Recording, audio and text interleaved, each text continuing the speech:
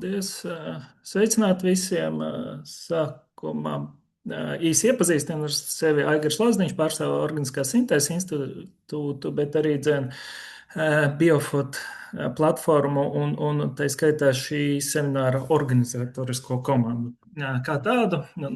Šodien tad, būs tas gods pieteikt arī runātājs un pateikt kāds pāris ievadvārdus. Jā, paldies tiem, kas pieslēdzās. Šis semināra ieraksts arī, ja nemaldos, būs pieejams pēc semināra apskatei, publicējot, tā skaitā mājaslapā un YouTube. Šis seminārs tiek organizēts kā daļa no tāda garāka webināra cikla, kas tiek organizēts tātad Biofot ietvaros, un pamatā tiek organizēts, tas saturs tiek izvēlēts izrietot no komandu un dalībnieku pieprasījuma kā tāda. Un tad šodienas tā pamata tematika būs vispār un ap pētnieku un pētniecības organizāciju sadarbība ar uzņēmumiem, ar industriju.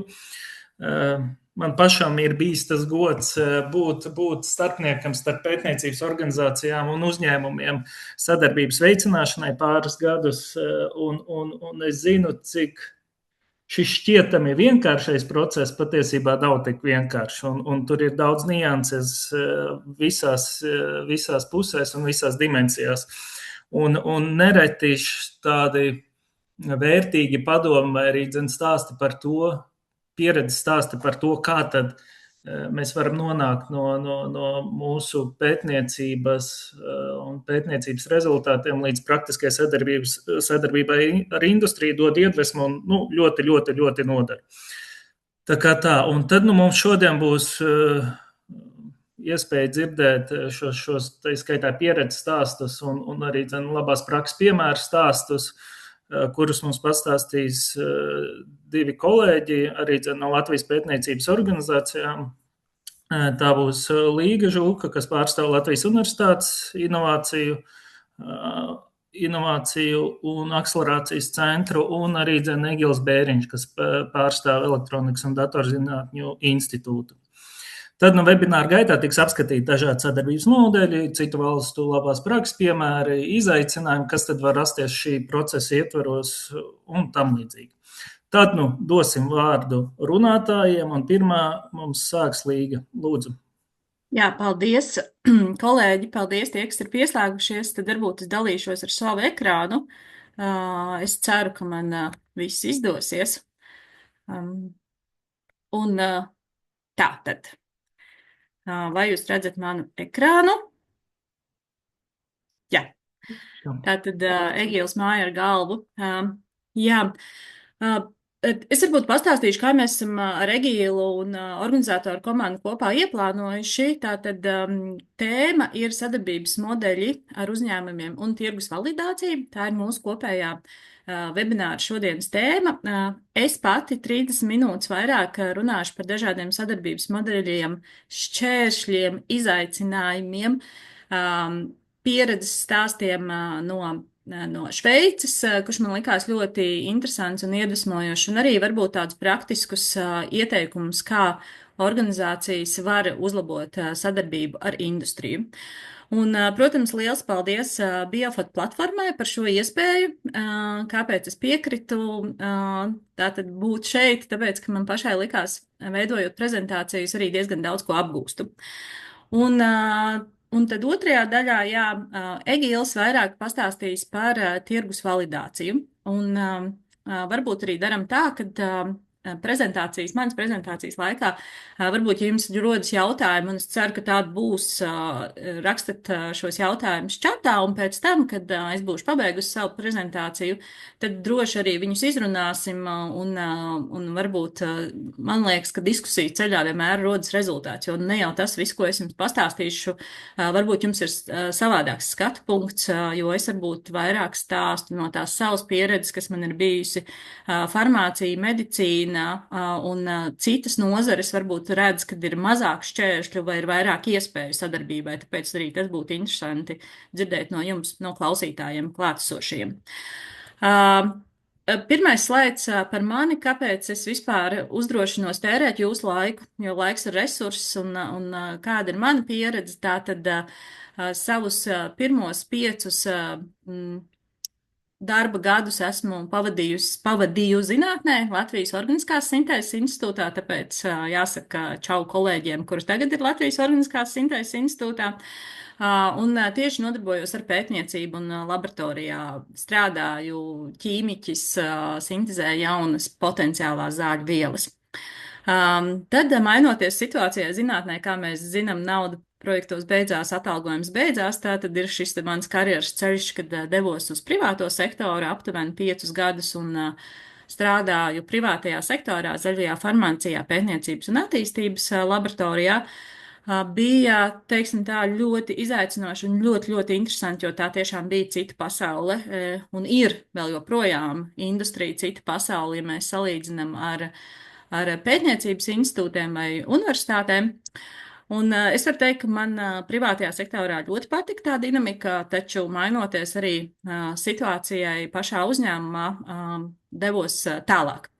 Un tad 5 gadus aptuveni pavadīju Rīgas Stradiņu universitātē tehnoloģiju pārnesē, nu, kā mēs saprotam, ja ir zinātnes pamats un ir arī iespēja un bijusi strādāt privātajā sektorā, tad tehnoloģiju pārnes cilvēki saprot, ka šī ir tā vieta, kur atkal var savienot abas puses, kas ir institūti un kas ir privātais sektors.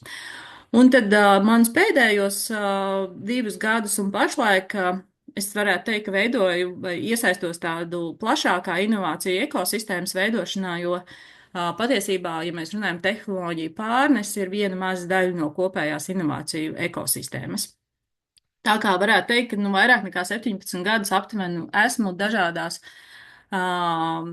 esmu šajā nozarē dažādās pozīcijās, un tāpēc var teikt, ka ir bijuši ļoti daudz pieredzes, izaicinājumu un varbūt vēl tagad neatbildēti jautājumi. Tātad saturs, tātad pirmais un slaids būs vairāk stāstīts par šķēršļiem, tātad man ļoti patika no zinātniskās publikācijas Citādi Zinātnes Republika un Industrijas karaliste.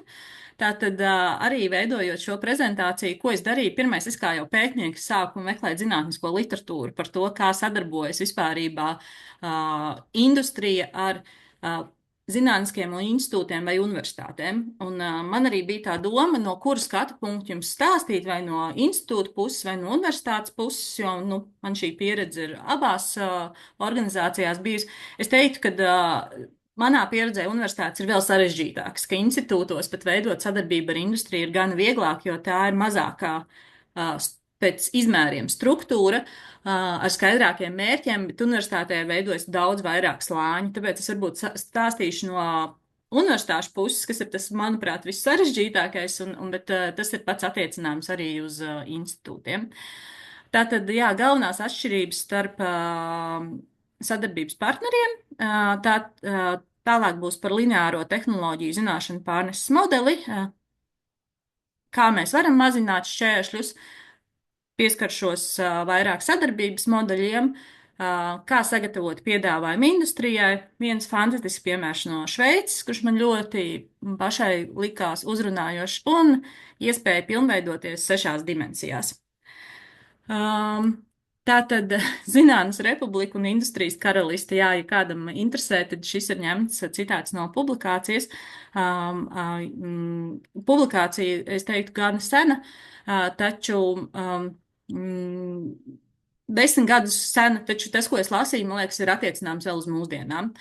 Tātad arī pēdējos vairākus gadus dodoties uz citām universitātēm, gan Erasmus apmaiņas programmā uz inovāciju centriem vai tehnoloģiju pārneses centriem, mēs vienmēr ir jautājums, kā te jums izdodas sadarboties ar industriju? Un tad atbildes ir, jā, visi jau runā, zinātne runā vienā valodā un industrijas pārstāvi runā citā valodā. Tas ir tas parasts teikums, pie ko mēs visi tur nopūšamies, un tā tas tiešām ir.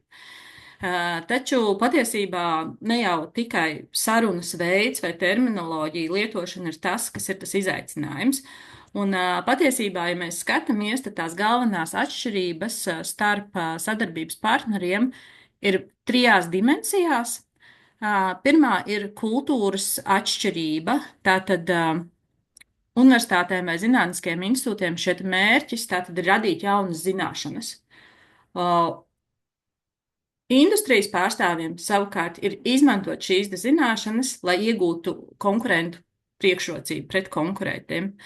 Motivācija, arī mēs skatāmies zinātnes pasauli, ir motivācija gūt atzinību.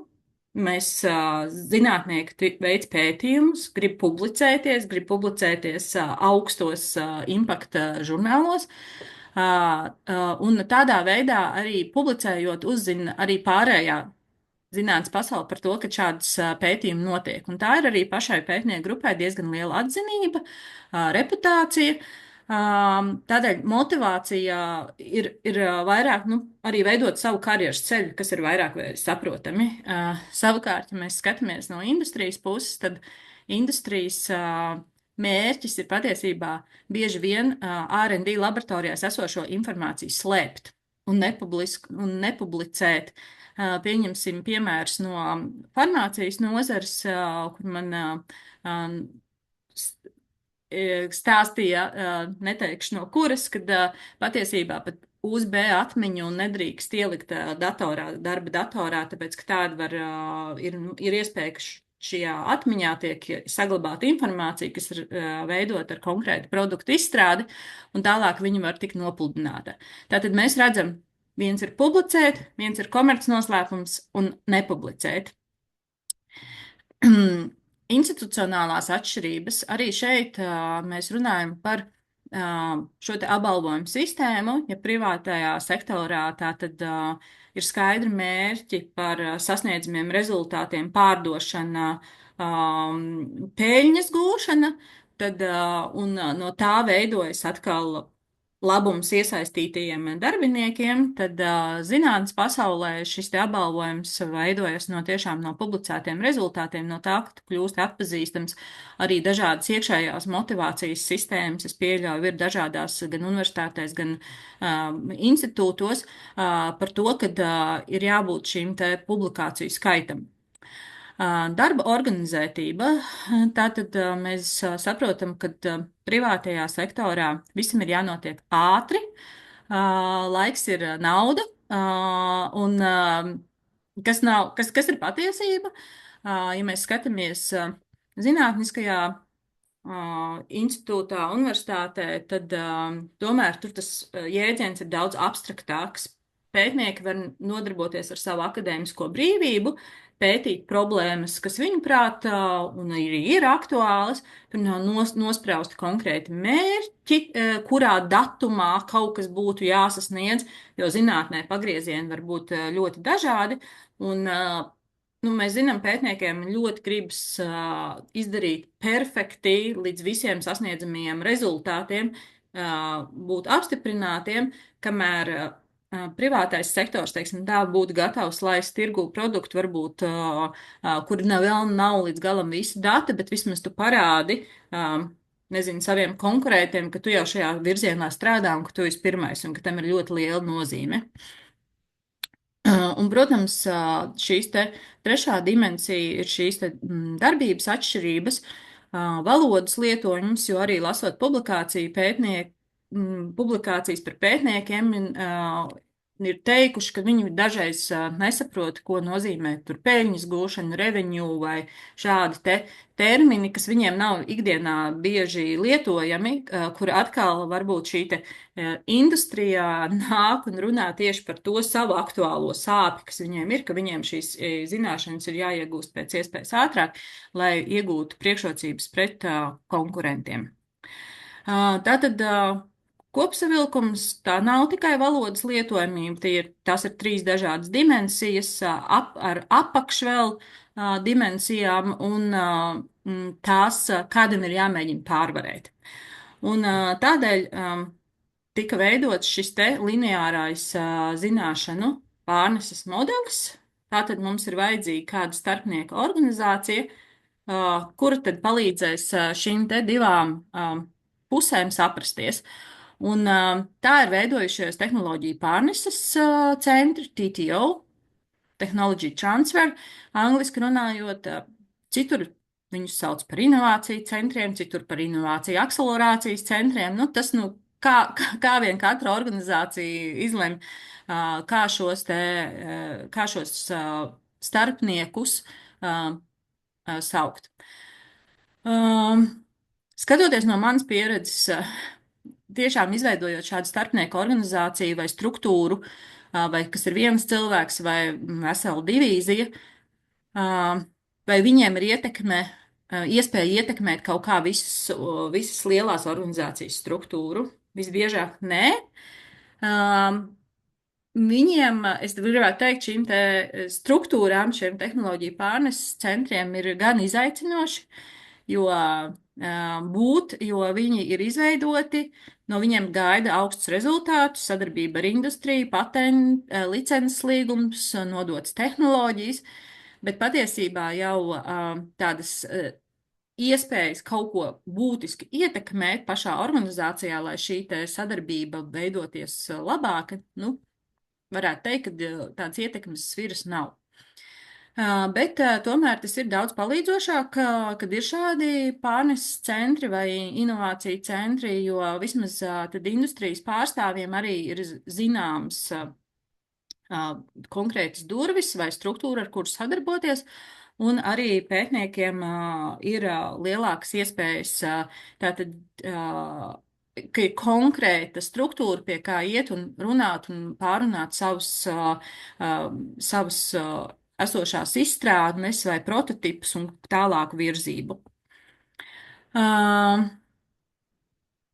Tālāk ir šajā publikācijā tik minēts, arī tika izskatīta tāda, kādam tad ir jābūt no universitāšu, no pētniecības puses viedoklis, kādam ir jābūt šīm te tehnoloģiju pārneses centriem, un arī no industrijas puses. Un tad ļoti liels uzsvars tika likts uz to, ka cilvēkiem, kas strādā tajos centros, ka viņiem ir jābūt ar specifiskām kompetencēm un īpašībām.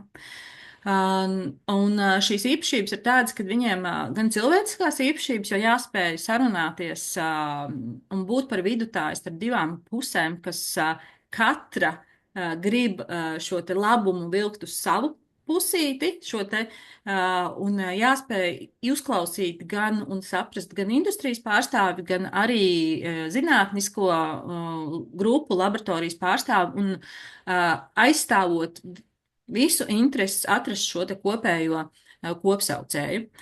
Ja runā par specifiskām kompetencēm, tad, protams, ideālais scenārijs, ko mēs redzam Oxford, Cambridge, ja pieņemsim, ir laboratorija, kur ļoti daudz, es nezinu, veidojās farmācijas produkti, prototipi, un tad šim te tehnoloģiju pārnes cilvēkam būtu forši, ka viņam ir pamat izglītība farmācijā, kaut kādā iemesla dēļ viņš nav aizgājis strādāt tīri zinātnisko ceļu, kas var būt, kas ir normāls karjeras pagrieziens, bet ir šī biznesa sadaļa klāt. Un, protams, vēl ir super, ja viņš ir strādājis arī industrijā un saprot industrijas problēmas un izaicinājumus.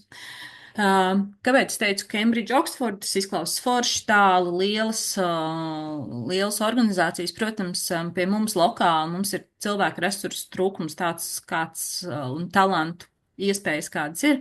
Tādēļ nevienmēr var katrā specifiskā nozarē arī būt ar specifiskām kompetencēm strādājoši cilvēki, kurš pārzina ļoti labi šo te sistēmu. Vēl ko ir norādījuši gan pētnieki šajā publikācijā, ka uzņēmumu lielumam ir ļoti liela nozīme un arī stratēģijai. Par to mēs arī pieskarsimies tālāk, par to, kad ar jaunu uzņēmumiem ir viena valoda un viens piedāvājums, ko runāt, un par industrijas pārstāvjiem, kas ir lielie uzņēmumi. Patiesībā tur tas sadarbības modelis un piedāvājums ir pilnīgi cits. Un iepriekšēja pieredze sadarbības projektos. Tas tiek uzsverts no abām pusēm, ka tas ir ļoti svarīgi, un tādēļ vienmēr ir svarīgi sākt kaut vai ar mazām sadarbībām, kaut vai ar konsultāciju līgumiem, jo tad jau veidojās šī te uzticēšanās savstarpējā, un tāpēc ja mēs varbūt universitāšu institūtu vadības reiz grib vairāk miljonu līgumus, lai tiek noslēgts, bet patiesībā viss sāks ar mazajiem sadarbības projektiem, kur pēc tam pakāpeniski pārauga daudz lielākos sadarbības projektos. Tālāk, ja mēs runājam par šiem te sadarbības modeļiem, manuprāt, es viņus saskaitīju vairāk nekā 9. Tātad pirmais ir pētniecība un kopīgi R&D projekti. Uzreiz man nāk prātā praktiski sieviešu pētījumi, tie, kas ir Latvijā esoši. Tātad par to, ka šajā gadījumā arī, nu, teiksim, valsts uzņemās daļu riska, un šis te finansējums nav jāiegūt 100% vai no universitātei vai institūtam vai privātiem sektoram, bet ka tas ir daļa finansējums nāk no fondiem, no naudas, no Eiropas projektiem, un daļa finansējums nāk no pašām organizācijām. Un šeit mēs redzam, ka īstenībā šis varētu būt tas pirmais solis, kā veidot to uzticību. Šādos te kopīgos pētniecības un R&D projektos ieguvums, manuprāt, ir šī te win-win situācija, ka pētnieku grupas var publicēt rezultātus, ja tas tiek iepriekš atrunāts. Visbiežāk es esmu redzējis, kad ir publikācijas, tātad turpināt savu akadēmisko karjeru, un ka veidojās arī produkti, prototipi, kas ir svarīgi industrijai. Kas ir tas lielais jautājums, ar kam pieder intelektuālais īpašums, kā tas tiek sadalīts? Tas ir ļoti grūts jautājums, jo puses ir dažādas, un tā savstarpējā uzticība ir jārod, un tas, ko es redzu Eiropā, kad ļoti pieprasīts, ļoti, teiksim tā, daudz tiek akcentēts, ka intelektuālais īpašums pieder daļēji abām pusēm. Gan privātajam sektoram, gan industrijai, atvainojos, gan arī universitātēm, institūtiem, jo tas veicina nākamos sadarbības projektus, attīstību.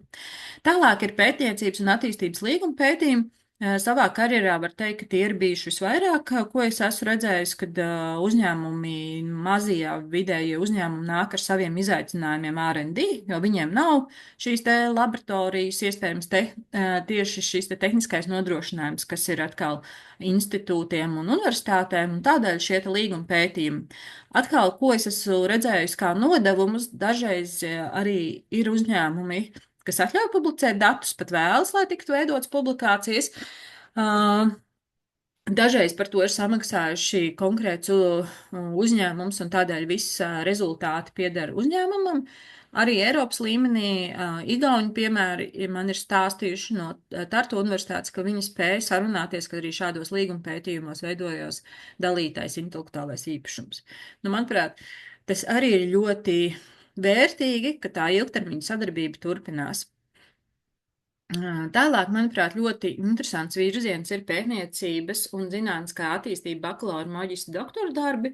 Latvijā laikam mēs runājam par industriālo doktoru, taču man liekas, ka šis īstenībā ir ļoti labs sadarbības modeļa veids, ja visai nozarei, pieņemsim, es runāju farmācijas nozarei, ir kaut kāda konkrēts, ļoti liels izaicinājums, un nav vēl skaidrs, kā viņu varētu risināt, tad īstenībā jaunajiem censoņiem, maģistrantiem vai bakalaura studentiem iedodot šo izaicinājumu un pašai industrijai iesaistoties kā mentoriem un vēl iespējams atļaujot piekļūt savai infrastruktūrai, ja tā ir nepieciešama datiem vai iekārtām, īstenībā var visai nozarei palīdzēt attīstīties. Tālāk tehnoloģija pārneses licencēšanā. Šis ir ļoti, ļoti sarežģīts jautājums, jo jautājums, vai Latvijā par to ir sakārtot likumdošanu, pašlaik vēl nē, bet pie tā strādājam. Un otrs ir tāds, nu, kāda ir šī savstarpējā uzticība, jo tomēr pētnieku grupai paliek šīs zināšanas un tāpēc šis ir manā praksē mazāk izplatīts. Es ticu, ka citās nozareis, kas nav medicīna, farmācija, es ceru, ka Egīls pastāstīs, kā viņiem ar to veicas. Bet šī ir normāla praksa, šo licenču nodošana. Tālāk runājam par tehnoloģiju pārneses spin-offu uzņēmumu veidā. Tātad tās ir zinātības, kas izritējušas no laboratorijām un kur turpina attīstīt paši pētnieki vai kāds no pētnieku komandas. Manuprāt, šis ir ļoti ideāls scenārijs, jo tikai pašai komandai pētniekiem ir zināšanas par šos tehnoloģijas izstrādi tik dziļas, kuras viņi nespēja nodot licences veidu. Nu, šī zināšana kopa, šo pieredzi nav iespējams nodot citiem, tāpēc, manuprāt, tas ir ļoti veiksmīgi, kad zinātnieki turpina palikt spin-offos šādos uzņēmumos, taču otrs jautājums ir par to biznesa sadaļu, kad ir jāatrod partneris, kurš ir gatavs ļoti labi uzņemties šo te biznesa virzību. Un tālāk tehnoloģija pārnese jaunu uzņēmumu veidā, kas ir startupi, ka šajā gadījumā ir to veido pētnieki, bet tā nav bijusi, vai arī studējošie inkubatoros, bet šī te produkts vai pakalpojums nav radies zinātniskajās laboratorijās. Tālāk zināšanu pārnes konsultāciju veidā, kā pirmajā sadarbība, to es minēju, kā tas varētu būt tie mazie projekti, ar kuriem iegūst uzticību.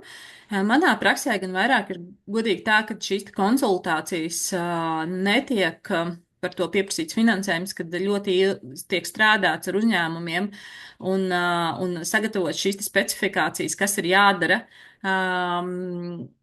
Tā var teikt par brīvu, bet tam ir arī negatīvā puse, kas man ir bijusi pieredze, kad ļoti ilgi tiek strādāts pie konkrētās problēmas, sagatavots pētījuma dizains, plāns, un pēc tam šī te privātais sektors pasaka, nu nē, tas tomēr ir par dārgu. Un tad īstenībā pētnieku komanda ir fiziski apvainojusies, jo mēs taču ieguldījām tik daudz laika, tāpēc, manuprāt, kad būtu jāsāk par to, ka pirmā tikšanās varbūt ir bez maksas, bet ja jau jūs gribat, lai mēs specifiski izstrādājam jūsu problēmai dizainu pētījumu, tad tā ir maksas pakalpojums. Zināšana ap pārnest talantu apmaiņā. Lielajai industrijai šis ļoti interesē, jo industrijas pārstāvi meklē jaunus darbiniekus. Tas ir tas veids, kā viņi vēlētos, jo viņiem ir vajadzīgi talanti. Un tāpēc ļoti industrija lielā iesaistās dažādu hackathonu veidošanā, inkubācijas programmās kā mentori, lai redzētu, kādi talanti universitātēs ir atrodami. Tālāk izglītības programmas, protams, lai apmācītu gan savus darbiniekus, industrijas pārstāvu darbiniekus, gan arī zinātnes pārstāvu varētu mācīties par industrijas izaicinājumiem. Mentorings un coach, kodīgi sakot, vairāk es redzēju tieši no industrijas uz studējošo pusi. Kopīgas publikācijas, tas, man liekas, ir ļoti labi, ka tas parādās. Un ļoti, manuprāt, Latvijā neīpaši nosakts ir kopīgas infrastruktūras un platformas, kurā tiešām industrija sadarbojas kopā ar zinātniskajām institūcijām vai pētniekiem, veidojot dažādus klāsterus vai fiziski vidi, kurā vienā stāvā ir laboratorija, zinātniskajā, otrajā stāvā ir industrijas laboratorija, kur cilvēki var satikties un pārunāt dažādus izaicinājumus. Tātad piedāvājumu sagatavošanu, es teiktu, es esmu izdalījis 4, tātad piedāvājumu jaunu uzņēmumiem, vidējiem, maziem uzņēmumiem, lieliem uzņēmumiem, valsts pašvaldības, nevalstiskās organizācijas biedrības. Es teiktu, ka katram no šīm te organizācijām šie piedāvājumi ir jāgatavo pilnīgi savādāk, ja jaunu uzņēmumiem vairāk interesē konsultācijas un šie te līguma pētījumi, līguma darbi ir ļoti maziņi, jo finanses ir mazākas un jaunu uzņēmumu arī ir gatavi dažreiz licencēt produktus, prototipus, tad vidējie un mazie uzņēmumi, manuprāt, vairāk iesaistās tādos kopīgos R&D projektos, un lielie uzņēmumi atkal man personīgi ir teikuši, ka mēs gribam ar jums veidot ilgtermiņu sadarbību, lielus klāsterus, kur mēs risinam nozarei lielus izaicinājumus. Valsts un pašvaldības sektors, protams, ir ļoti daudz izaicinājumu, vai tur ir finansējums, tas ir cits jautājums, bet vismaz ietekmi mēs varam šādu sadarbību veicinot, radīt ietekmi uz sabiedrību, kas arī ir ļoti svarīgi zinātniekiem un vispār zinātniskajai kopienai. Kā solīts, viens fantastisks piemērs no Šveices. Tātad es teikšu tā, ka mēs runājam par lineāru sadarbības modeli tehnoloģiju pārneses centriem vai inovāciju centriem, akcelerācijas centriem. kā mēs viņus saucam. Bet Šveice iet tālāk, viņi sadarbojas jau starp institūcijām un ir izstrādājuši tādu soft landing programmu. Fantastiski, manuprāt. Tātad mēs redzam, ka tur ir iesaistīts 1, 2, 3, 4, 5, 5 6 zinātniskās institūcijas ar dažādiem pētniecības virzieniem, jo inovācijas rodas starpdisciplināri un arī industrijai nepieciešams šādas inovācijas. Un tātad mērķa auditorija ir starptautiski uzņēmumi, inovāciju vadītāji, R&D, lēmumu pieņēmēji. Tātad, ko viņi piedāvā? Piekļuvi inovāciju parkiem, individuālas sadarbības koordinēšana. Es iztēlojos, ka tas būtu tā, ja es esmu industrijas pārstāvis un man ir konkrēts izaicinājums, es ar to griežos šajā te institūcijā un man palīdz saprast, ar kuru no Šveices inovāciju parkiem man būtu jāsadarbojās un arī mans izveido šos te kontaktus, siltos kontaktus. Tātad var piedalīties dažādās darbnīcās pasākumos, prezentācijas un demonstrācijas. Un šīs te izmaksas ir 1500 šveices franku mēnesī. Manuprāt, lieliem uzņēmumiem, un šī programma ir aptuveni 6 mēneši, manuprāt, lieliem uzņēmumiem tas finansējums nešķiet pārāk liels, man vismaz tā liktos. Kāds labums ir zinātniskām institūcijām vai pētniecības organizācijām? Mēs redzam dažādas prezentācijas un demonstrācijas.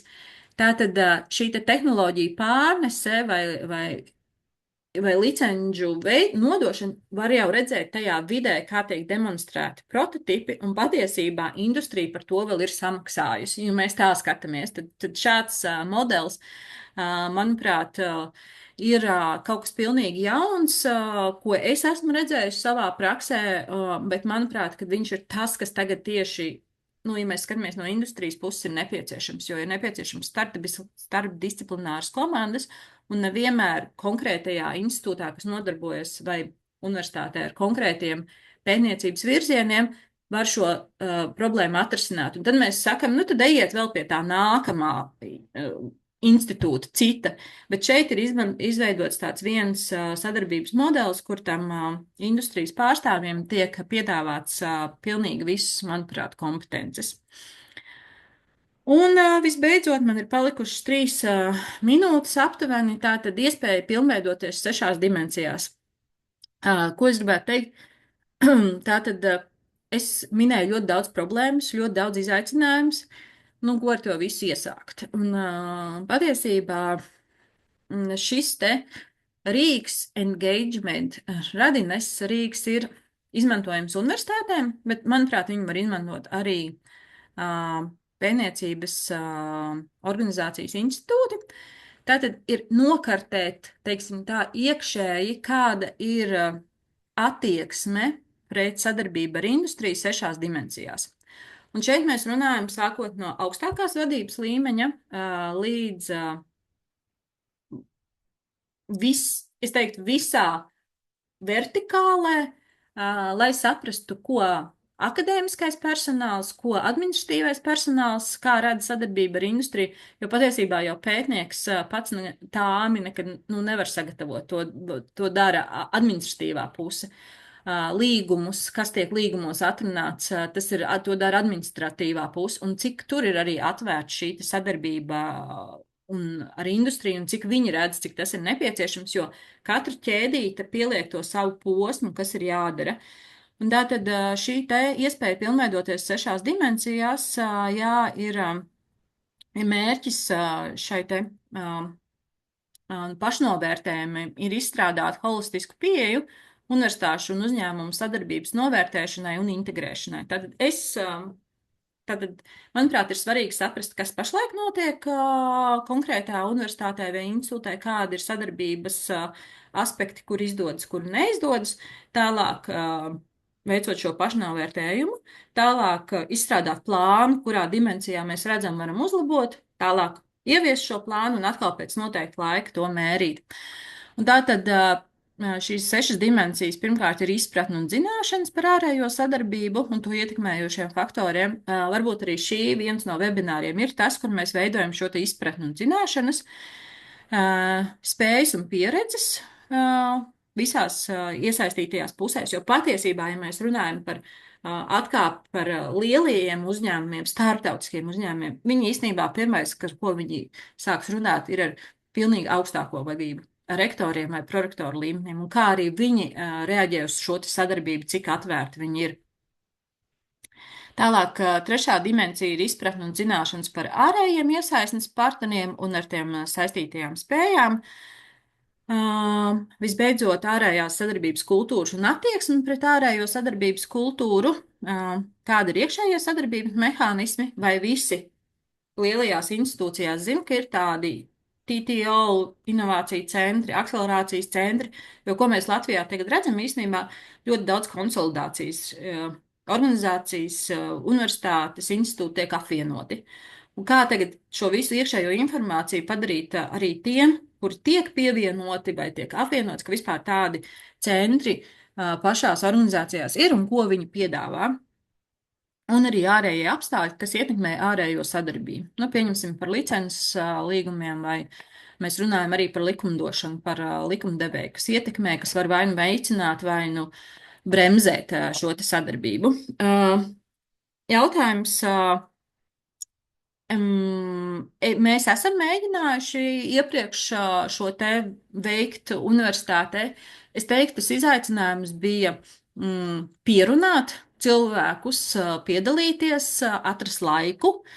Un varbūt tas vēl viens, ko es gribēju teikt, ka neuztvert to, jo šis ir īstenībā anketa, kur atbildot uz jautājumiem, tur es neatceros, vai no 0 līdz 5 jānovērtē. Ir ļoti laba sadarbība vai 0, kad ir šis process mums organizācijā nenotiek, un 5, kad viss ir kārtībā. Un bija tāda sajūta, ka citreiz cilvēki to sāk uztvert personīgi. Pieņemsim, ja es esmu inovāciju centrā un kāds nezina, ka ir tāds inovāciju centrs, tad es to uztveru personīgi, kā jūs varat nezināt, bet patiesībā tas nav jāuztver nekas personisks, tā ir vienkārši tā reālā situācija, kā tas ir. Un tāpēc es gribētu teikt, ka šāds rīks ir, viņš ļoti daudz tiek ieteikts arī Erasmus Plus programmās. Viņš būtu jāizmanto, bet ļoti grūti ir pārliecināt cilvēks iesaistīties un visos līmeņos un pateikt, ka tas tiešām ir svarīgi. Un tas ir tāds misijas darbs, es gribētu teikt. Un tad visbeidzot, man nekas cits neienāca prātā kā vien aizbergs, jo tas, ko mēs visi gribam, mēs gribam to, lai mums ir miljonu vērti līgumi ar industriju, mēs gribam, lai mums ir licences līgumi, mēs gribam, lai mums ir spin-offi, startupi, bet patiesībā tā ir tā aizberga augšējā daļa, ka tas ir tas rezultāts, kad tā visa apakša, viss ir sakārtots. Patiesībā, vismaz tik, cik tas ir iespējams uz šo mirkli, tad, kad tā sistēma ir izveidota plūstoši, visiem saprotam, katra iesaistītā puse saprot, ko sagaidīt. Tad mēs varam nonākt līdz tai augšējai sadaļai, līdz tiem sasniedzamiem rezultātiem, kurus katras institūcijas vadība sagaida. Un tāpēc es teikšu, jā, mans laiks ir beidzies. Liels paldies! Šeit ir mani kontakti, ja vēlaties sazināties. Un es ceru, ka jums bija noderīgi un kaut ko jūs no šī visa paņemsiet arī sev ikdienā. Un paldies jums! Liels paldies, Līga, par vērtīgo informāciju. Jā, ir viens jautājums mums čatā no Sintīs.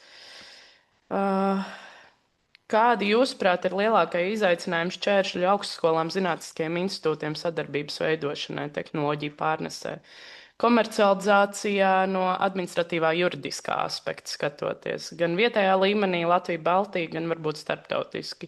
Un, ja ir pieredze arī jaunā komercializācijas regulējuma kontekstā, kas šobrīd ir zinātniskās darbības likumā? Garāks jautājums. Šis ir ļoti garš jautājums, bet paldies. Es nezinu, man kaut kas te ir, es jūs vairs neredzu, es gribu jūs redzēt. Es sākšu par pašām beigām. Zinātniskās darbības likums, ministru kabineta noteikumi. Man ir tas gods, es nezinu, kāpēc atkal būt par vidutāju un vadītāju šos priekš. Mēs aktīvi visi strādājam kopā ar finanšu, ar ekonomikas ministriju, ar tieslietu ministriju. un ar patentu valdi, ar OSI, ar LBTU, LURSU, RTU, visi, kas vien var.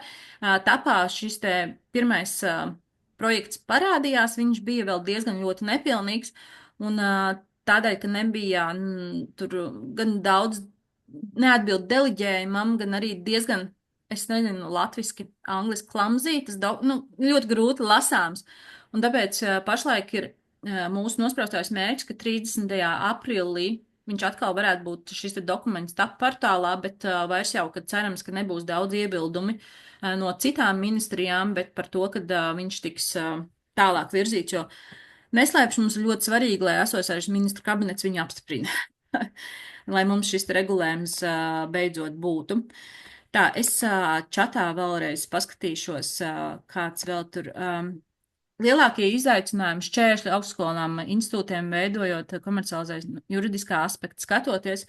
Juridiskais aspekts ir tas, ko es esmu sapratusi, ir šī intelektuālā īpašuma nodošana. Patiesībā, ko mēs darām projektos, lielos konsorciju projektos mēs uzrakstam, tad, kad kaut kas tiks radīts, tad mēs lemsim, kā to dalīt. Manuprāt, ka par to ir jābūt sarunai pirms mēs vispār izdomājam, ka mēs sadarbosimies kopā, ka mēs esam nosprauduši jau par to, kādi rezultāti būs aptuveni un kurš kā šos rezultātus plāno tālāk izmantot. Bet šeit ir arī ļoti liels jautājums tiešām par tām, kādas mums pašiem ir pieredzes šādu intelektuālo īpašumu nodošanā, definēšanā, un tāpēc es redzu, ka tas ir tāds, kur mēs vēl grēkojam, kur mums ir jāmācās, bet arī tech pārnes cilvēkiem, inovāciju cilvēkiem ir ļoti daudz apmācības ACTP, un es domāju, ka mums šis ir viens no ļoti lieliem izaicinājumiem. Es nezinu arī, kāpēc, bet man igauni ļoti saka, ka viņi māca arī pēc tam sarunāties, ka viņi kaut kā mēģina atrast tās viņu situācijas, tomēr, ja kaut kas sākumā ir īpaši pareizi izdevies noslēgt vai sarunāt, kad viņi pasaka, klausieties, mums tagad situācija mainās, un kad viņi kaut kā, es nezinu, varbūt arī tas mūsu sarunas, kā mēs sarunājamies savstarpēji. Tu zinātniskās darbības likums, vai es atbildēju Sintija uz jūsu jautājumu?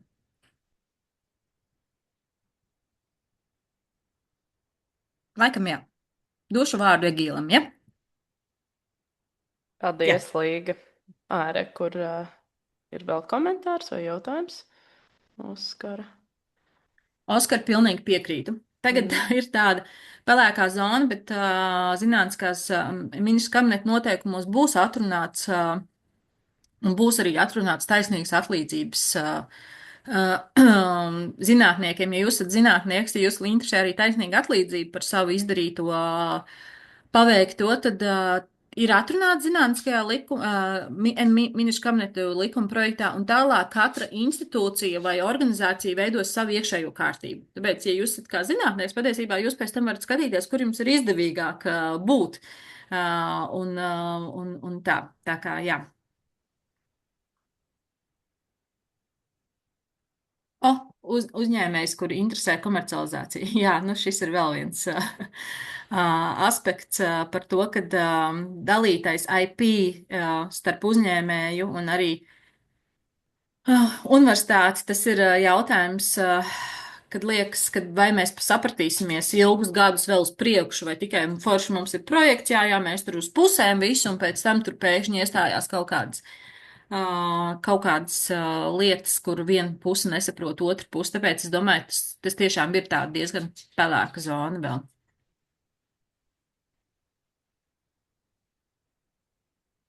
Labi. Es vēl šeit būšu īstenībā, ja būs jautājumi. Varam vēl beigu jautājumu sadaļu arī, ja rodas kāds papildus jautājums. Tā, tad es sākšu šērot Egila prezentāciju. Tā, te kaut kas tā. Tā, jūs laikam redzat. Vai redzat? Egil? Jā, labi. Mums tur diezgan maz laiks ir. Es esmu Egils. Bēriņš nonāca institūtā kaut kādus gadus 5 atpakaļ. puslīdz visu mūžu esmu bijis industrijā, kas vairāk saistīts ar security un lielu, milzīgu internacionālu kompāniju, nu, tādā vadības līmenī esmu bijis, kur bija pamatā jāpārdod kaut kādi risinājumi, kas ir miljonos un miljonos, un lai tos pārdotu, tur vajag speciālu pieeju un zināšanas par industriju un tā tālāk. Un tāpēc es vairāk piegriezīšos tādām absolūti praktiskām lietām, bez teorijas. Un zinu, kā tādu vajadzētu izdarīt, aiziet uz to, tiem modeļiem to Līga ļoti labi izstāstīja. Tam mēs varam iet pāri, ja? Tur es otrais nestāstīšu visu. Jā. Viņi vēl labāk par mani izstāstīja. Tā, mēs principā pievērsīsimies tagad kaut kādiem 2-3 slaidiem, ja laiks tur iet uz priekšu. Par tirgus validāciju. Pirmkārt ir jāsaprot, ka ja mēs gribam kaut ko komercializēt, es, piemēram, skatos visam tam procesam no otras puses, ka es esmu pircējs. Un tas pirmais punkts manā uztverē vispār teorētiski, praktiski no visām pusēm viņš ir problēmas identificēšana. Jo tev priekš jāzina, ko tu gribi atrisināt. Ja? Un, lai to zinātu, vispār, lai kaut kādu normālu piedāvājumu uzrakstītu, jo nav kāda firma liela, maza, governmentam kaut kādam. Tev jāzina, kas viņiem notiek, kādas viņiem ir problēmas, vai tu to vari atrisināt. Un, protams, jāizpēta viss tirgus, kas ir ar patentiem, kaut kādas fokus grupas jāsataisa pa industrijām. Ļoti interesants moments ir, kā lai nosaka vērtību, par cik tam mēs gribam kaut ko licenzēt vai pārdot. Tur arī jāsaprot, kas tas eventuālais klients ir. Vai viņam ir kaut kādas finanses vai nav finanses. Ļoti liels klupšanas akmens ir, kas notiek ar konkurentiem, ja? Un arī ar likumdošanu. Tad, protams, ir ļoti būtisks moments ir certifikācija. Ja mēs kaut kādu tehnoloģiju gribam pārdot, tur vajag certifikātus visus, ceļš, ja tas sākās ar softveriem, tad ir vēl grūtāk. Vēl ir ļoti svarīga lieta, ja ir kaut kāds zināms partneru tīkls. Par tiem partneriem ir tā, ka viņus, manuprāt, ļoti labi var sameklēt, labi, LinkedIn vēl kaut kur, bet ja mēs apmeklējam kaut kādas konkrētas industrijas, teiksim, izstādes, un tur apmēram redz, tas ir manā tēmā, tas man nav manā tēmā, un tur ir diezgan labi sadraudzēties un izplatīt informāciju, kā, piemēram, arī Edi ir darījuši neskaitāmas reizes zinātnes konferencēs un izstādēs, un tad, kad cilvēkiem paliek atmiņā, jā, Edi var izdarīt to, un izdarījuši to, bet tā ir ļoti daudzu gadu darbības rezultāts. Viņi tā nevar pēkšņi būs tev piekļūt tirgiem, būs partneri, nebūs. Tas viss nenotiek pa pusgadu. Un, protams, jāzina arī ar katru, ja mēs kaut kādas valstis skatāmies, Latvija tur puslīdz skaidrs, tur Baltija arī, ja mēs skatāmies, kas notiek tur Emirātos vai Austrālijā vai Amerikā, tur viss ir absolūti savādāk. Vācijā savādāks, Norvēģijā atkal savādāks. Un kas ir ļoti svarīgi, vajag kaut kādu uzbūvēt sev tādu modeli, kur viss ir puslīdz transparents, kad es zinu, ar ko es esmu runājis, ko es runāšu, kas ir tur rādīts, kas nav rādīts, ko mēs rādīsim, kādas problēmas, kādas kļūdas bijušas sataisītas un kā mums jāmācās. Apmēram tā. Tad ejam uz nākošo slaidu. Un te ir, piemēram, viens maziņš piemēriņš par vienu tehnoloģiju. Tur jūs redziet, ir tāds Firstignit, ja, tas tāds arī labs instruments, bet kā mēs parasti darījām, mums ir kaut kāda tehnoloģija, jāsaprot, te bija, teiksim, par tiltu, kā lai saprot, kas ar tiltiem notiek, vai ar sijām, betonu. Un tad uzreiz jāsaka, labi, tas nozīmē jāiet iekšā kaut kādā celtniecības industrijā. Tad celtniecības industrija atkal dēlās tur 10 citās nozarēs. Un tad, ja paskatās uz šo vidējo attēlu, kur ir folderi, tur principā kaut kādi bezmaz 500 dokumenti kopumā. Un tad tas viss ir jāsašķiro, kā mēs ko rakstam un nerakstam. Jāsaprot, kur ir kaut kādi tur vadītāji vai produktu menedžeri. Ar tiem mēs tiekamies izstādēs. Tie mums pirmajā dienā jau pasaka, mums neko nevajag, mums ir milzīgs R&D, tur 300 cilvēki. Nu, tas ir milzīgs darbs. Un otrkārt vēl ir ļoti, nevar tā darīt, kā es esmu ievērojis daudzas firmas. Viņiem ir kaut kāds piedāvājums, labi, tehnoloģijas apraksts piedāvājums. Viņi paņēma viņu kopiju, paste saštāncē un visiem aizsūta. Nu, viss tas nozīmē 99% atsūtīs apakaļ, ja vispār nelasīs. Tur jābūt tā, piemēram, kā mēs darām. Atrodam firmu X, apmēram saprotam, jā, viņiem varētu tas un tas derēt. Tad jāsaprot, kādi viņiem ir konkurenti, kādi viņiem ir projekti, ko viņi vispār ir darījuši. Un tad tekstā noteikti jābūt pieminētam kaut kādam variantam. Reku šāda tehnoloģija. Tā jums palīdzēs sasniegt to un to. Bez šitā te tur nekas nenotiks, nelasīs. Ja? Tad ejam uz nākošo slaidu. Te ir par prototipiem.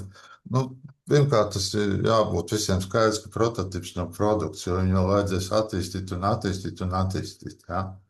Tālāk, otra problēma ir ceļš, nu, labi, mūsu institūtā, es domāju, visās, kad industrija tas ir bizness, viņiem visu vajag aizvakar. Ja kādam kaut kas ienāk galvā, gribu to, un ja tas nav gatavs, nu, manā uztverē, teiksim, kaut kāds lielais decision maker izdomās, ka viņam vajag septembrī viņu, nu, nebūs. Tāpēc, ka industrija attīstās nejēga ātri. Akadēmiskā vidē viss notiek daudz lēnāk. Un vēl ir, ko es jau teicu par sistēmu savietojamību. Ceļš sākās kaut kāda software moduļa vai certifikācija. Citreiz licencēšana, tur iet nejēgā ilga vai līguma slēgšana. Tas viss notiek ļoti lēnām. Tad ejam nākošo slaidu. Te vēl ir par validāciju, piemēram. Tā validācija tiešām ir pati svarīgākā manā uzturē, lai būtu kaut kādi panākumi. Ja, ja nav skaidras prasības, tas ir pirmkārt, jo kā mēs, piemēram, darām, mums ir ļoti daudz bijuši tādi mikroprojekti, kas saucās Test Before Invest. Tad tu vismaz saproti, tas klients kaut ko grib. Tad viņš grib kaut ko, kas vispār nav iespējams. Tad mēs viņam ievirzam, jā, vajadzētu darīt to un to. Un tad tikai tad ir nonākuši pie tā punkta, kas saucās skaidras prasības. Un tad jau var sākt bezmaz kopā ar viņiem taisīt kaut kādu biznesa attīstības stratēģiju. Vienai kompānijai es uztaisīju vispār viņu biznesa procesu, cik viņi kaut kāds return investment, kā viņi iegūst tur nākošos 5 gados, tur kaut kas notiek.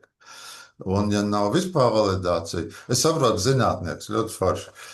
Viņam ir ideja, viņš ir sajūsmā par to ideju, viņš savāc sev komandu, vadībai iestāst, viss labi, darām, taisam. Bet citreiz gadās tā, ka ir risinājums perfekts, viss labi. Klientu nav, ja? Jo viņš ir savā laboratorijā, viņš ir zinātnieks. Tā ķēde, kas ir tas tiltiņš starp industriju un to laboratoriju, vienkārši nav kā tāda. Nu, tad ienāk kaut kādā strupceļā cilvēki. Ja? Un pat, ja ir kaut kāds pusgatavs risinājums, tad beigās uzrodās kāds no industrijas, jā, man varētu derēt. Bet tad skatās, nu jā, lai viņi totāli pārtaisītu, tur vajag kaut kādu gadu vismaz. Vai nu tad tas klients pasaka, man tas ir par dārgu, vai tas ir par lēnu. Tad tas beidzās. Dējam uz nākošo. Par elektronikas idejām, tur es vispār pagaidām izlaidīšu, ja jums kaut kas interesē, man laika nav tad stāstīt, tad rakstiet uz ētinfo un ēdīnu nākiet, tur visam palīdzēsim. Tad ejam uz nākošo. Šis ir svarīgs slaids. Kā es jau teicu, vienkāršākais ir mēģināt saprast, ko tad īsti tas klients grib. Ja? Tas tā kā jūs automašīnu pērkat. Jūs zināt, ka man vajag to un to un to un to. Kā viņš nav, sveika, man nekas neinteresē. Te ir vesela rinda jautājumu. Tur vēl kaut kādi 5, 6 jautājumi, kurus neuzrakstīju. Ja šie jautājumi netiek atbildēti, tad tas projekts būs, viņš izgāzīsies agrāk vai vēlāk. Ja? It sevišķi sākās runa par kaut kādām saintegrēt kaut kādas sistēmas, un tas ir IoT vai kaut kāda drošība vai vēl kaut kas, jā. Vēl ļoti svarīgi ir, bet to mēs arī nekā tā nevaram nokonkretizēt, jo tas risinājums drošs un uzticams, piemēram. Nu jā, viņš darbojās, kas būs pēc 5 gadiem, nevar neviens zināt. Un piedevām ir tāda problēma, ceļš elektronikā, ka pa laikam tiek nomainīta visa čipu ražošana, un tad, kad cilvēks kaut ko nopērcis kāds tur kompānija, un pēc tam viņam atklājas pēc 3 gadiem, oi, tas, ko viņam zinātnieki iedevuši, tas vairs netiek ražots, un, lai dabūtu kaut kādus jaunus čipus, tur viss totāli jāpārtais, pusgadu jāņemās.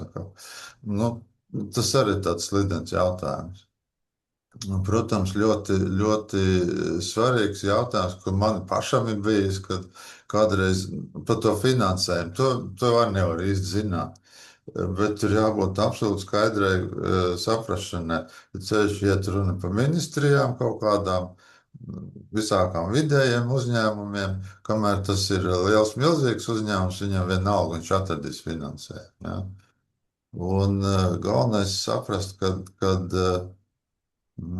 ja tas ir tiešām ļoti laba tehnoloģija, panākumis, publikācijas, tur atzinības, tas galīgi nenozīmē, ka tas būs milzīgi tirgus panākumi. Un tas man apmēram viss tā ļoti, ļoti ātri izskrienot cauri. 2 minūtes palikuši ar atbildēt uz jautājumiem. Bet, ja jums interesē tiešām kādam kaut ko sākt un darīt, tad industrijai es iesaku atnākt pie mums un vismaz notestēt to ideju, vai viņa dzīvot spējīga. Liels paldies, Egil. Tā, vai ir kādi jautājumi? Tā, kur ir no Oskara, ar kādu TRL būtu loģiski doties pie industrijas? Nu, tur vajag vismaz 6. Vismaz 6. Un 7 jums nebūs, jo tur jau tas jau tāds kopdarbs ar industriju, bet kā mēs jau redzējām biofotā, tur ļoti daudz nāk augšā ar TRL 3 un 4, kas ir, tas ir bišķi pa maz. Bet tur ir atkal problēma, ka, lai dabūtu to TRL 7, tur vajag diezgan daudz ieinvestēt. Gan laiku, gan līdzekļus.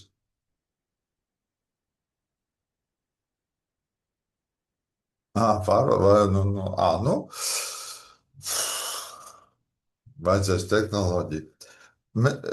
Tas bija tas, ko es teicu pirmā teikumā, tirgus validācija. Es, piemēram, neiesaku vispār nekam ķerties klāt, kamēr tu nezini, kad tas būs vajadzīgs. Ja? Un ja tu jau zini apmēram kaut kādu eventuāli klientu tur bāzi ir, tad var domāt, jā, labi, es zinu no tiem 5 vai 10, vienam noteikti vajadzēs. Ja? TRL 4 nav slikti, vajag tikai darboties tālāk. Ja?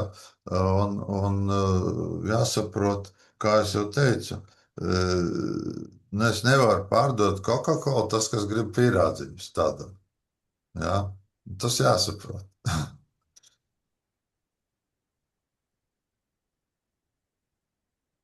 Paldies, vai ir vēl kādi papildus jautājumi? Oskaram es varu pateikt, ja viņš grib, lai man piezvan, vai mēs varam satikties, atbraukt uz institūtu. Tāda nav tik daudz laika tur runāt. Jā.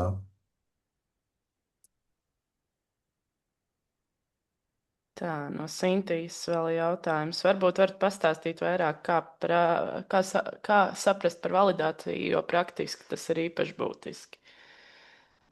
Kā es teicu, jāsaprot ir pa priekšu, kas tā ir par problēmu, vai tu spēsi to atrisināt, un vai viņa būs kādam vajadzīga.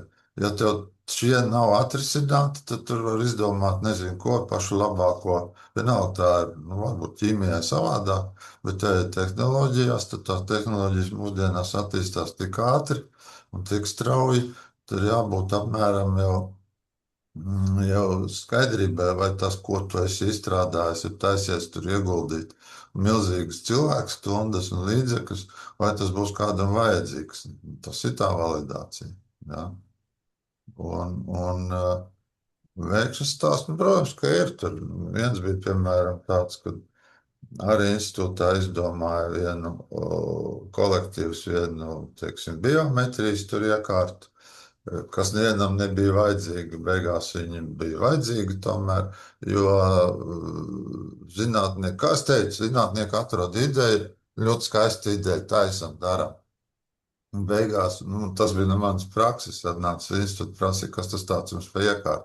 Arī, kas stāv plauktā, ko jūs darat, projekts beidzies, nevienam nevajag. Un tad es beigās viņu tur kaut kā tomēr komercializēju. Un ļoti veiksmīgi. Jo teiksim, ir klienti tūkstošiem, viņi nekad neatskries tieši uz jūsu website. Tas vajag nereāli. Ja? Un viņi visi šausmīgi aizņemti. Tāpēc, kā es teicu, jābūt piedāvājumam uzrakstītam tādam, lai tā firma saka, es ar šo uztaisīšu biznesu.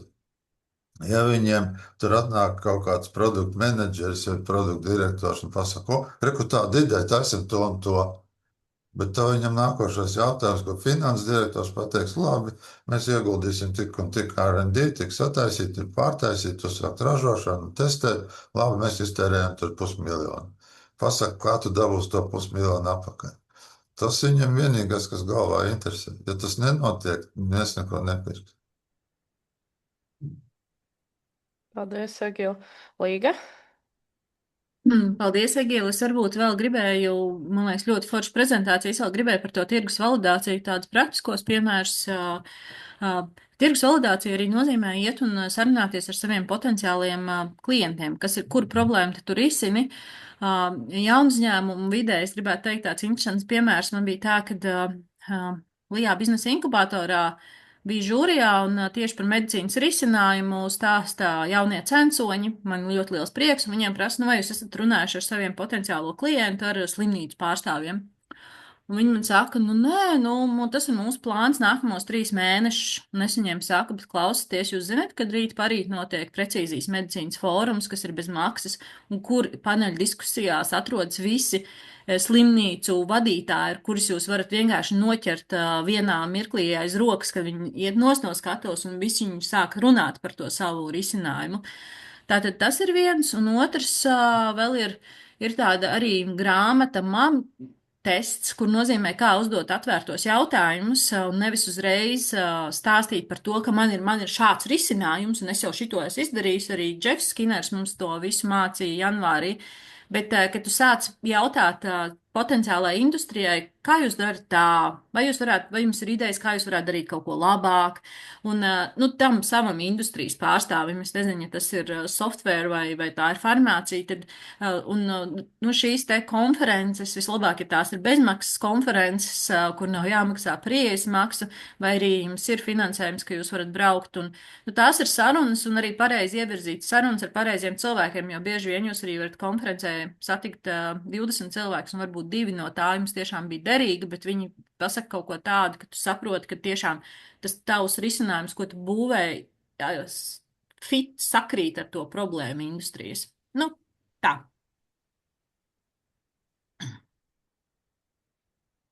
Paldies, Līga. Egils atbildēja čatā, jā, laikam Daigai jau par industrijas izaicinājumiem. Vairāk nav ko iekomentēt Egilam. Tur var ilgi un dikti runāt. Nezinu, cik mums laiks ir. Es varu vēl kaut ko pastāstīt. Ir mums vēl mazliet laiciņš. Labi. Par tiem izaicinājumiem. Pastāv visādāki fórumi, izstādes. Tad ir visākas tikšanās, partneru tikšanās. Institūts piedalās kaut kādos 50 projektos. Un tie parasti ir, lielākā daļa viņi ir teiksim, tā, starptautiskie projekti, kur piedalās firmas 15 un institūti 15. Un tad notiek visu laiku kaut kāda doma apmaiņa, jo tas lielos projektos tur tiešām, kā es teicu, viss ir transparents. Visi zina, kas ko dara, kuru daļu projektu viņi izdarīs.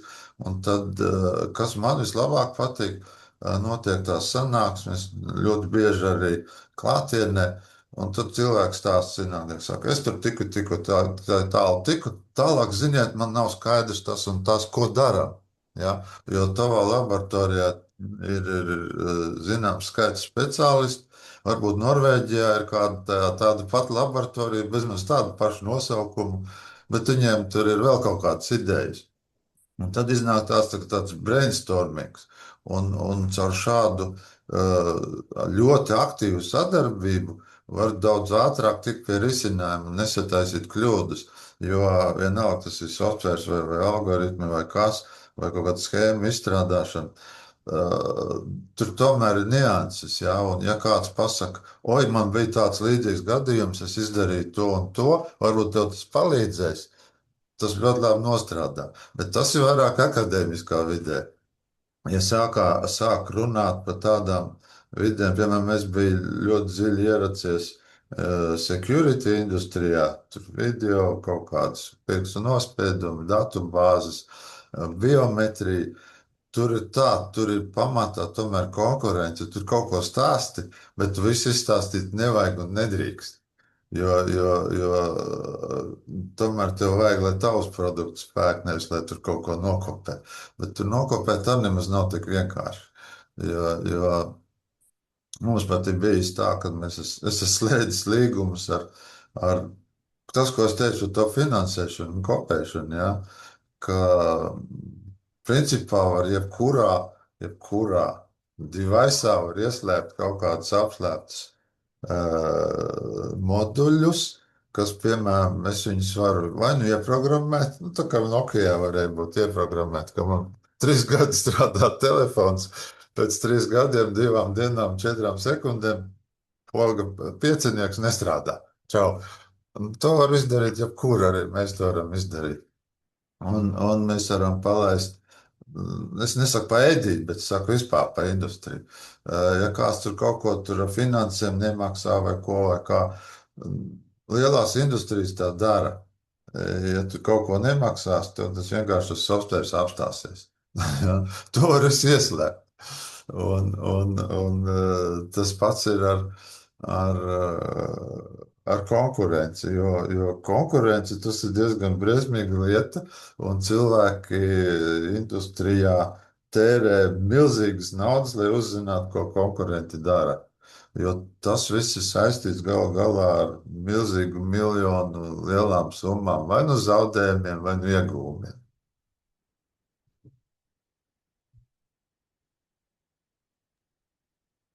Paldies, Egila, Aigar.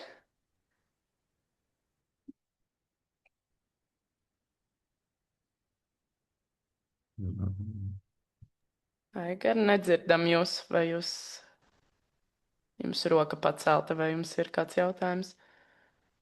Halo, tagad dzirdiet? Jā, tagad dzirdam. Jautājums, kā jūs vērtējat šo zinātņu pārneses centra, var teikt, perspektīvas? Jo no vienas puses liekas, ka vājākais punkts ir zinātnieki, ka viņiem nav pietiekoši labu gatavu ideju, ko komercializēt, tāpēc tie pārneses centri neko nevar izdarīt. No otras puses, pārneses centri nevar pārvērsties par biznesa, var teikt, virzītājiem, kas paši meklē idejas, paši virza, tad tur jādibina firma. Un tad beigās sanāk, ka tas pārneses centrs vairāk, ka viņš māca par to komercializāciju, kaut kādu varbūt noklausās, bet tie, kas ir spējīgi, vienu vai nu viņi paši dibina savu sievu, viņam nevajag nekādu pārneses centru, vai zinātnieks slēdz uzreiz līgumu, pat taisno ar industriju bez kaut kādas tā centra, un ka varbūt Latvijā vispār tam zinātņu pārneses centrām tur nav lielas perspektīvas, bet jāuztur šādi vienkārši informatīvā līmenī. Kā jūs to vērtējat? Es varu pastāstīt pāris vārdos. Es, piemēram, tādus centrus diezgan stipri atbalstu, jo mums ar kādreiz atnāk kāda kompānija, maza kompānija, 5 cilvēki, nav Rīgā. Viņiem nav tādas iespējas. Viņš atnāk uz to inkubācijas centru, kur viņam pasaka, Rekum pastrādājām mazliet kopā. Citreiz tas ir pavēlti, citreiz tur kaut kas jāmaksā, smieklīgas naudas īstenībā. Un viņu ievirs, piemēram, dari to un to, dari to un to. Mēs domājam, ka labāk darīt to, jo it sevišķi, ja viņi ir maza firma, kaut ko tur izdomājuši, viņiem nav tāda industrijas kaut kāda komercializācija pieredze kā tāda. Viņi kaut ko mēģina darīt, bet tas ir tā staigāšana tumsā pa tumsu istabu meklēt tumšu kaķi melnu. Un tad tie inkubācijas centri, tie, manuprāt, ir šausmīgi noderīgi. Otrkārt, ja viņi ir tāpat kā biofoto arī kaut kādas, kaut kādi cilvēki, kas nodibinājuši kaut kādas firmas, mēģina kaut ko darīt. Nu, tad kaut vienalga, kas biofoto vai kāds viņiem pasaka, reku, tā ideja ir tāda un tāda, bet varbūt to ideju var bišku papildināt ar to un to, un tad tu varēsi vairāk pārdot. Ja bakal savāc uztais kaut kādus webinārus, seminārus, un tā informācija tiek izplatīta, jo viņi vien paši tur kaut kādiem ieliec tur, labi, tur YouTube vai Facebookā kaut ko, ar to ir pa maz. Tur vajag kaut kādu lielāku atbalstu. Jā. Bet Tas var arī komentēt, notiek. piemēram, Elektronikas datorzinātņu institūts, tur ir elektronika, datorzinātnes, bet lielās kaut kādas elektronikas firmas vai datorzinātnes, viņi saka, tāds institūts nav vajadzīgs, tur mēs bez viņa visus speciālistus mēs no augstskolas paņemsim sev, un viņi paliek tādā, tur tikai kaut kādas mazās firmas iesācēji, kas nezin, grib uzzināt, un tad, bet, jāvirs tas uz priekšu, atstāt nevar, it kā virziens pareizs. Nu, neteiksim, piemēram, to vienu es pārdevu, komercializēju to solution. Tas bija Bosch, kuram ir tur 400-500 miljonu apgrozījums, R&D 2000 cilvēki. Tur viņiem ir meitas uzņēmumi kādi 50, tur ir atkal R&D vēl kādi 5000 cilvēki. Bet viņi beigās paņēma to, ko es viņiem piedāvāju. Tā nevar galīgi teikt. Bet tas sanāk, ka jūs ļoti aktīvi darbojaties, jā, tāpēc pieņemt tāpat. Tas, ko es teicu, vajag pamatīgi zināt. Es to biometriju un to security industriju, es tur diezgan labi zinu, es esmu eksperts šajā lietā. Es konsultēju sāks Dānijas policija, Norvēģijas policija, Amerikas robežas sargus, atsakot puspasauli. Mēs darbojamies pa puspasauli. Un tad, ja tu zini, ka tai kompānijai, tu māki iestāstīt, ka tai kompānijai tas būs ļoti vajadzīgs, tad tas aiziet. Ja tu nemāki to iesaistīt, ja viņiem arī nav vajadzīgs, tur vienkārši nav ko laiku tērēt. Ja? Un pat tiem lielajiem ir tā, mēs taču šādi sadarbojamies arī gan ar BMW, gan ar Volvo, gan ar Kia, ar Siemens. Viņi zina, ka viņiem ir R&D. Es tajās pāris firmās, kur strādāju lielajās, tur arī ir R&D, bet viņi strādā specifiski kaut kādā vienā mazā virzieniņā. Institūts strādā, tas virziens ir tur 360 grādi, ja tā runā. Paldies, Egila. Līga ir ko papildināt, redzu. Man laikam par tiem pārneses centriem, nevis tāpēc, ka es aizstāvētu savas bijušajās darba vietas, ka tās ir super vajadzīgas, bet tomēr Eiropā un pasaulē pierāda, ka viņiem ir nozīme. Es varētu teikt tā Latvijas vide, kultūra vide saistībā ar to, ka mums nav bijusi likumdošana, kas ir visu pamats, lai tu varētu vispār darboties. To arī saka Pasaules intelektuālā īpašuma organizācija pirms gada, kur salīdzināja visas 3 Baltijas valstis, un ka Latvijā nav ilgstoši bijis šis tie kad ir šī pelēkās zonas, kā jūs sakat, ka tas, ko Egils saka, ka viss ir transparents, manuprāt, tas arī nozīmē to, ka tie centri būtu veiksmīgāki sadarbībā ar industriju, ka būtu skaidri noteikumi, vadlīnijas internetā pieejams. Ja industrijas pārstāvis Oskars vēlas iegūt IP no institūta vai universitātes, tad viņš var izlasīt jau uzreiz to politiku un saprast, vai viņam tas ir interesanti vai nav. Pašlaik tā nav tāda dokumenta, kur industrija to var izlasīt, saprast un kur visi skaidri nosacījumi ir jau pašā sākumā. Un tāpēc es gribētu teikt, ka tā ir tā lielā problēma, ka mums nav ilgstoši bijis sakārtot šī joma, bet ka tie centri ir vajadzīgi, to pierāda Eiropas universitātes un pasaules universitātes, ka tas var veiksmīgi darboties. Bet, kā jau es minēju savā prezentācijā, tur ir tik daudz aspektu, kā mēs dzirdējām arī no Egīla. Egīls saka, viņš ir super eksperts konkrētajā virzienā, kad viņš sadarbojas ar policijām tur citās valstīs. Tad tas ir tas, ko mēs runājam par tehnoloģiju pārnesu cilvēkam ar ļoti labām specifiskām zināšanām, kas ir tiešām vajadzīgs, lai veiksmīgi darbotos. Tā kā es aizstāvu šādus centrus, ir vajadzīgi un tie pierāda savu efektivitāti. Liels paldies, Līga. Un ir arī pēdējais jautājums no Mārča. Varbūt ne pēdējais, bet, lai pietiekami veiksmīgi un ātri virzītos uz priekšu, šobrīd izjūt problemātisku pretestību saistībā ar birokrātiskiem procesiem. Ir kāds ieteikums, kā ar šo labāk tikt galā? Esmu ar pieredzi no industrijas, kur produktu izstrādē nav tāda pretestība. Mārķis ir no kādas universitātes vai institūta? Droši vien ir jāiet un par to jārunā. Birokrātiskā pretestība mums ir ļoti liela, jo mums nav atļautas kļūdas. Kļūdas nedrīkst būt. Tas ir īstenībā tāds antropoloģisks pētījums pa Latviju varētu veikt šo pētījumu, kāpēc mums uzreiz soda cilvēkus un tā tālāk. Bet, jā, tie...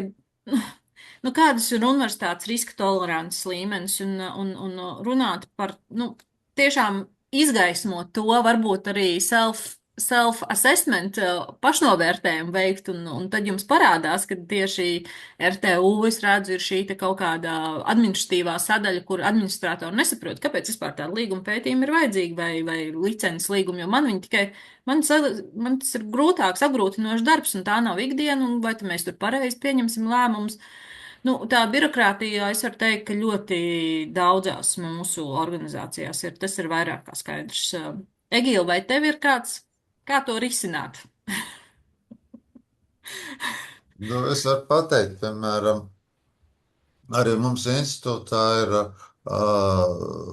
ir zinātnieki, kuri, manuprāt, ir dziļi iekšā zinātnē un dara to savu zinātni. Ja?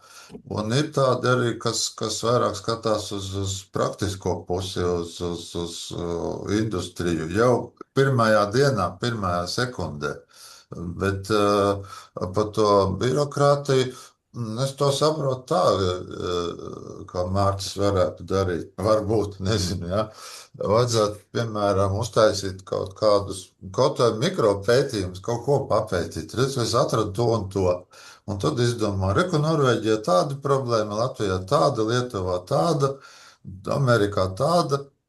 Mēs varbūt viņiem šajā virzienā varētu iet un vismaz kaut ko izpētīt. Tas ir tā validācija, ja? Papētīt, ka šā ideja būtu komercializējama tur un tur un tur. Principā varētu būt, teiksim, 500 kaut kādas kompānijas, kam tas varētu interesēt. Tad aizsūtīsim piedāvājumus, kad būs viss gatavs, teiksim, tur nošķiros, vēl nosortēs. Kaut kāds 200, tad no tiem 200 kaut kādi 5 tev varbūt pazvanīs. Tas ir praktiski, kā tas notiek. Ja? Un tiem 5, kas tev pazvanīs, un teiks, oi, ļoti interesanti, kas tad tāds īsti ir, uztaisiet mums vismaz kaut kādu demo. No tiem 5 viens tad varbūt arī aizies.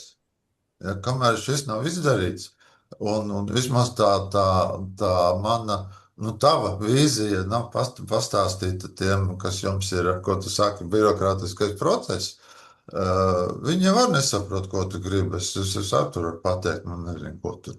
Bet ja nav šitādi sastrukturizēts un transparenti pateikts, kas darīs to un to un to, tie būs tajā grupā, tajā grupā rezultāts tāds eventuāls ticamības pakāpe, ko man vienmēr ir prasījuši lielie šefi. Jā, tu tur pārdos par 30 miljoniem. Cik ir ticamības pakāpe tam projektam? Bet man ir jāzina tad, un es tur nedrīkst arī kaut kādu tur muļķību sarunāt. Man jāzina, sakarā to un to un to, tādi fakti, tādi cipari. Ticamības procents varētu būt 70. Labi, darām. Ja nebūs 70-60% ticamības procents kaut kāds.